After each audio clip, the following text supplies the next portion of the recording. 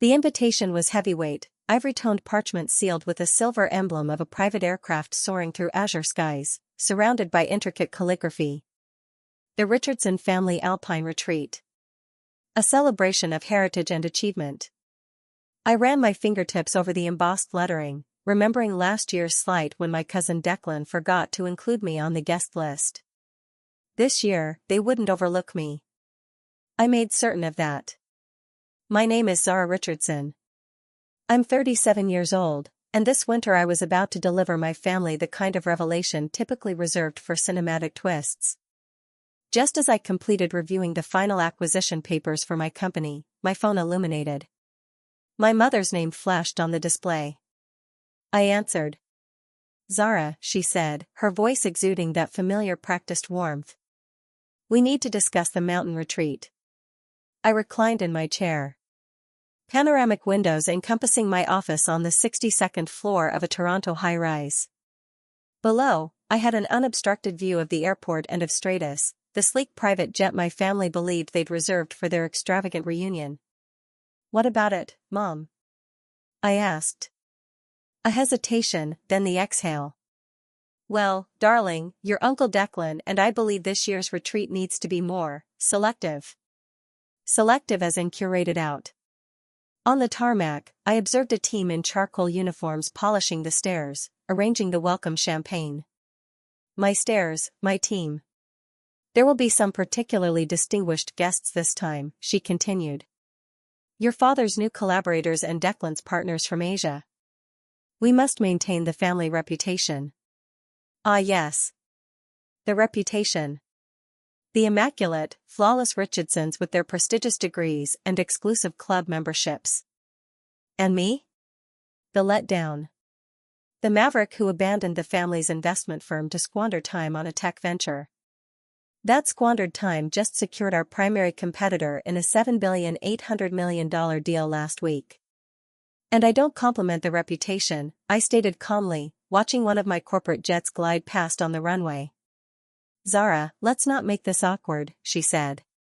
"It's simply that people inquire about your profession, and that internet platform, well, it's just not genuine achievement."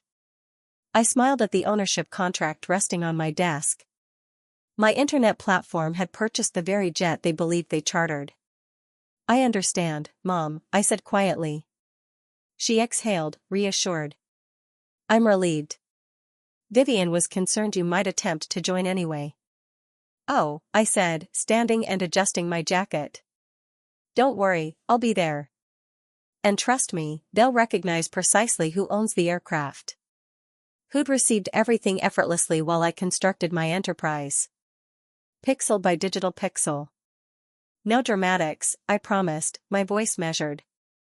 But I believe I'll visit the airport regardless, just to see you all depart." "Oh, Zara, that's unnecessary," my mother began. "I insist," I interjected gently. "Family remains family, after all." After ending the call, I pressed my intercom. "Sophia, is everything prepared for tomorrow?" "Yes, Ms. Richardson," my assistant replied. "The pilots and attendants are fully instructed, although..." She paused. "Are you completely certain you want to proceed this way?" I leaned back, memories surfacing of every holiday dinner where I was positioned with the children, even in my 30s. The Valentine's Gala where Declan's unremarkable property acquisition was celebrated with vintage champagne, while my billion-dollar investment round wasn't acknowledged. The subtle but persistent suggestions from relatives to help me secure a proper career. "Absolutely," I said. "Let's begin."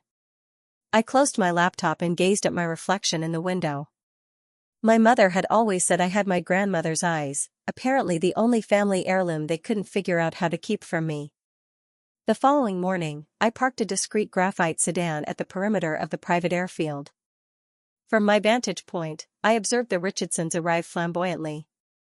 Uncle Declan's cobalt Maserati, my father's obsidian Aston Martin, my mother's champagne-colored Bentley, all financed, though they boasted of owning every component. Their car collection was impressive, just like their egos, high maintenance, depreciating rapidly, and leased under questionable terms. I emerged into the crisp winter air, wearing simple black wool trousers and a loose cashmere sweater.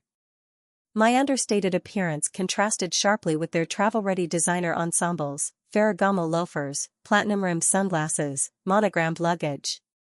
"Zara!" Declan called out, already smirking. "Come to witness what accomplishment resembles." He gestured dramatically toward Stratus, the gleaming G650 they believed was theirs for the week. My jet, which I had discreetly acquired and refurbished over the autumn. "Something like that," I said, smiling. My mother kissed my cheek. "You truly didn't need to attend, darling. I understand all this might be somewhat difficult for you." I observed my staff, moving efficiently, loading baggage, arranging refreshments, preparing the welcome reception. "Not at all," I replied.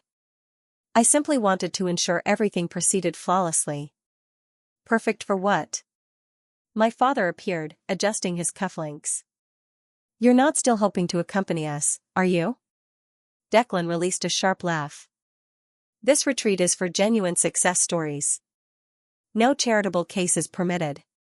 His cluster of associates, all immaculate executives from the family firm, chuckled uncomfortably, glances shifting between us.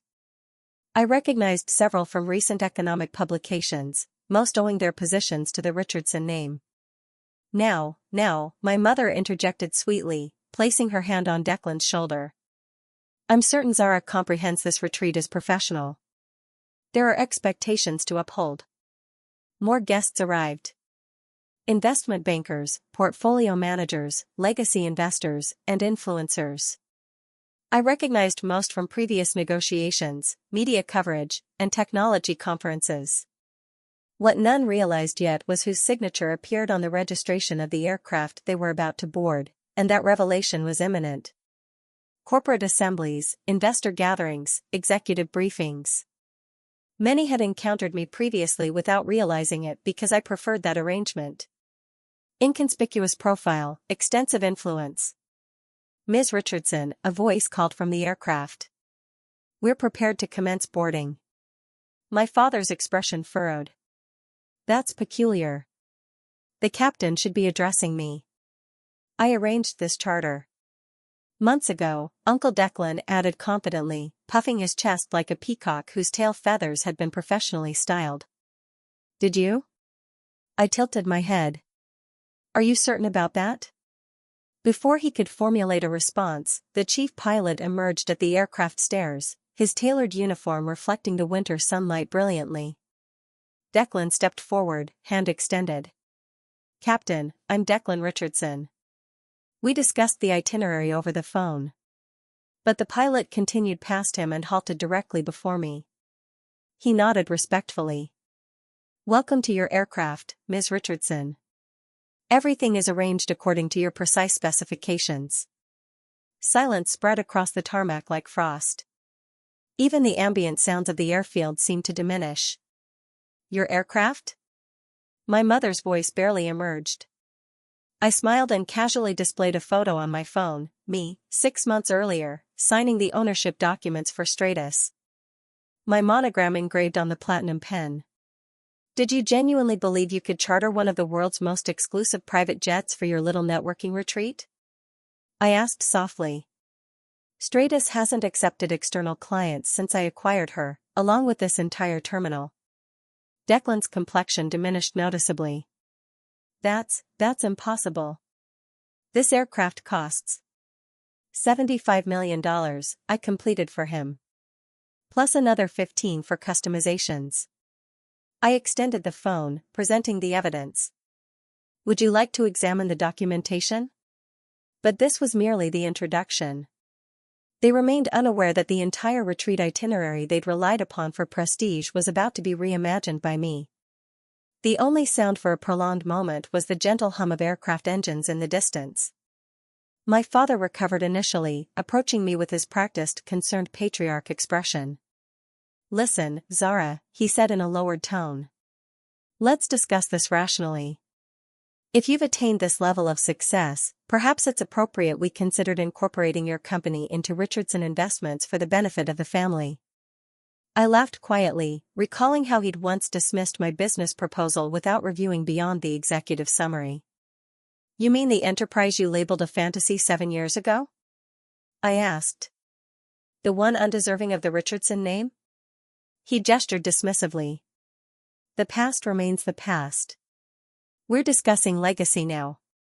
I turned to face him directly, voice composed but resolute. Precisely, I said. And I'm here to redefine it.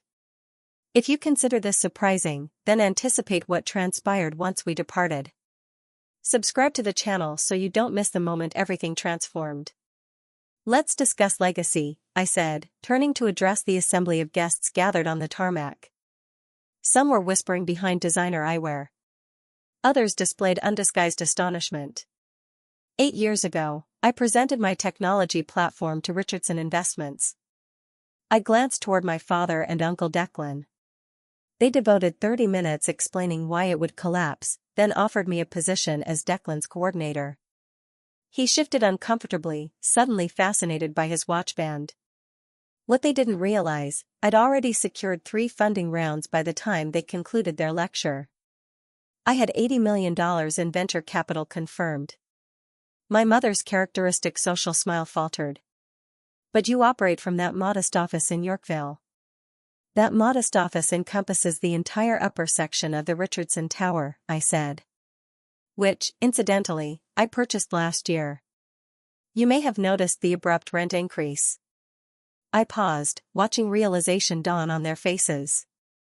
The doorman you've been tipping extravagantly to look important? He reports directly to me. Your Christmas bonuses have been funding my coffee budget. My father paled.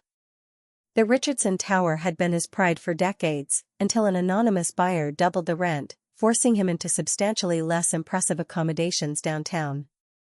You, he whispered. That was you? I nodded. Along with most of the commercial property in the district. I appreciate strategic investments. Declan advanced, suddenly charismatic again. Evidently, we misjudged you. Now that we're aware, we can collaborate. Consider the possibilities. Oh, I've been considering, I replied. I signaled subtly to the pilot, who approached and presented a substantial folder to my father. What's this? He questioned, opening it. Then froze. Ownership transfer documentation, I explained. Richardson Investments hasn't performed adequately recently. Questionable allocations, diminishing clients. My father's expression drained completely. How do you know about that? He demanded. I know everything, I stated, including the fact that unless you receive substantial capital injection by quarter's end, the firm disintegrates. Fortunately, I'm willing to acquire it at 40 cents per dollar. I smiled sympathetically. Think of it as a family discount. Although in your case, the family connection actually decreased the value. The folder slipped from my father's grasp. Pages scattered across the tarmac. My mother knelt to collect them, her platinum bracelet catching the light, a bracelet so blindingly ostentatious it could probably be seen from the International Space Station, much like their delusions of superiority. But that would mean. She trailed off. That I'd own everything, I completed. The firm, the building, the Richardson name in finance, all the elements you valued above me. One of Declan's junior associates stepped forward, clearing his throat. I should probably disclose that I already work for Zara, he admitted quietly. Many of us do. She's been acquiring investment firms throughout the region. He hesitated, then added with a small smile, turns out the little internet thing pays a lot better than family loyalty. Who knew digital delusions came with such excellent dental coverage? Several more guests nodded. Some physically distanced themselves from my family and moved subtly toward me. The power redistribution wasn't merely visible, it was seismic. Now then, I said, returning my attention to my stunned family. Let's address this retreat. I believe it's time we discussed the actual attendee list. I gestured to Sophia, who approached with the same composed efficiency that had helped me establish an empire. She distributed updated itineraries to the gathering. You'll notice several modifications, I continued smoothly. This is no longer a social retreat. It's the inaugural event for the Northern Innovation Summit. 25 of the most groundbreaking startups in the country will be presenting their concepts aboard my aircraft. Real entrepreneurs, creators, not inheritance beneficiaries playing executive. Declan's complexion had progressed from ashen to crimson. You can't implement this, he snapped. These are our guests. A woman near the front cleared her throat. One of the supposed friends Declan had invited. Actually, she said, we're here because Ms. Richardson invited us. Your firm's performance has been disappointing recently. We're exploring superior alternatives. My mother collapsed onto a nearby bench. Her impeccable composure deteriorated for the first time in decades. All this time, she whispered. You allowed us to believe that I was inadequate, I completed, raising an eyebrow. Yes, I did. I wanted to observe how extensively you'd proceed, how thoroughly you'd enjoy dismissing me. Consider it a behavioral study. A study? My father's voice fractured. I nodded. And when you failed spectacularly? I turned to the pilot. Please commence boarding the confirmed guests. The ground crew mobilized. My family remained immobile. Richardson's, I added. You'll be taking the shuttle back to the terminal. Declan blinked. The shuttle? The passenger van, I clarified, maintaining my tone. Like the extensive ones. Too extravagant for individuals who label others as failures. As my invited guests, innovators, developers, investors, authentic builders, began boarding, I presented my family with one final gesture. Before you depart, I have something for each of you. I distributed matching envelopes. Inside, a photograph. Them on the tarmac, surrounded by luxury they didn't possess, wearing expressions of stunned realization as the truth materialized. Something to commemorate the day your daughter redefined the legacy, I said with a smile. Oh, and father, regarding Richardson Investments, you have 36 hours to accept my proposal before I notify the regulatory authorities. I'm confident they'll be particularly interested in Gregory's creative accounting. You'd subject your own family to that? My mother gasped. Family? I repeated. Was it family when you excluded me from everything? When you called me a disappointment? Silence. The fascinating aspect is, I added, my little platform recently achieved a market valuation of $18 billion. That's approximately 15 times what Richardson Investments was worth. I glanced at Declan, before the misappropriation. He produced a choking sound. I turned to the pilot. We're prepared for departure. Your transportation is waiting, I stated. Unless you'd prefer walking. They turned reluctantly. My mother hesitated at the edge of the tarmac, her boots wobbling slightly on the surface. Zara, we apologize. We didn't realize. That's precisely the issue, I replied quietly. You never wanted to realize. I observed them boarding the shuttle. A modest, unremarkable vehicle, now burdened with expensive luggage and heavier egos. They resembled figurines from a discarded display. Designer attire. Defeated expressions. Diminishing importance. It was like watching the world's most exclusive downward mobility, the reality show premiere, and I had front row seats. Then I ascended the stairs of my aircraft, Stratus, my $75 million Declaration of Independence. With each step, I mentally converted the cost to family condescension units, roughly 7.5 million eye rolls, 3 million dismissive hand waves, and at least 500,000 "when are you getting a real job?" interrogations. Sophia met me at the entrance. Everything is arranged, Ms. Richardson, she said, though. Was the shuttle essential? I could have arranged a private car. Yes, I said, smiling slightly as the small vehicle departed. But a brief experience in humility seemed more appropriate. The following week, every major financial publication featured the headline, Tech magnate heir Zara Richardson acquires family firm and transforms the industry. The images circulated everywhere. Me at the controls during the alpine flight, panels of innovative founders presenting concepts on board. 9-figure agreements concluded over fine wine. The regulatory investigation emerged just days afterward, and Gregory faced serious allegations. My father's reputation was destroyed. What minimal credibility endured, the Richardson legacy and investments collapsed. But I provided them one final gift. When they returned home, each discovered a small package at their residence. Inside was a miniature replica of the same shuttle they'd been compelled to ride, down to the chipped paint and worn seats.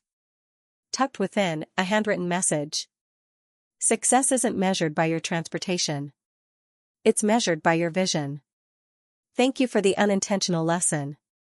2 years later, an invitation arrived for a family gathering hosted at a modest bistro downtown.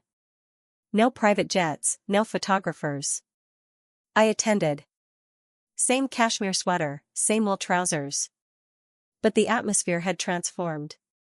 Gregory, now noticeably thinner in his retail store attire, approached me cautiously. Zara, I apologize. I regarded the brother who had once labeled me inconsequential. Sorry you dismissed me? I asked. Or sorry you lost everything because of it? I gestured to his off-the-rack suit. By the way, that shade actually suits you. Turns out humble is your color. He remained silent. I stood, raising my glass. Success isn't about aircraft or real estate or family names. It's about determination, perspective, and having the confidence to believe in yourself when everyone else refuses. I paused, allowing the silence to settle. Remember that the next occasion you're inclined to label someone unsuccessful. As I exited, my phone displayed breaking news, my launch of an innovation accelerator for overlooked entrepreneurs. The image showed the new facility filled with creators like I once was, dismissed, underestimated, prepared to transform industries. I scrolled through the comments, smiling at one that read, "From not a real business to really not your business anymore. Congratulations on the ultimate upgrade." Sometimes the greatest victory isn't merely proving them wrong. It's providing others the opportunity to prove themselves right. And regarding that insignificant internet platform they ridiculed, it just acquired its 25th company. Silicon Valley insiders now jokingly refer to my acquisition strategy as the Richardson method. Identify companies that your family thinks will fail, then buy them before they become wildly successful. But who's maintaining count? Well, perhaps Gregory, from reception. Entry level, naturally. No legacy appointments permitted. If you've ever been undervalued, marginalized, or labeled unsuccessful, share your experience below. I want to hear your story.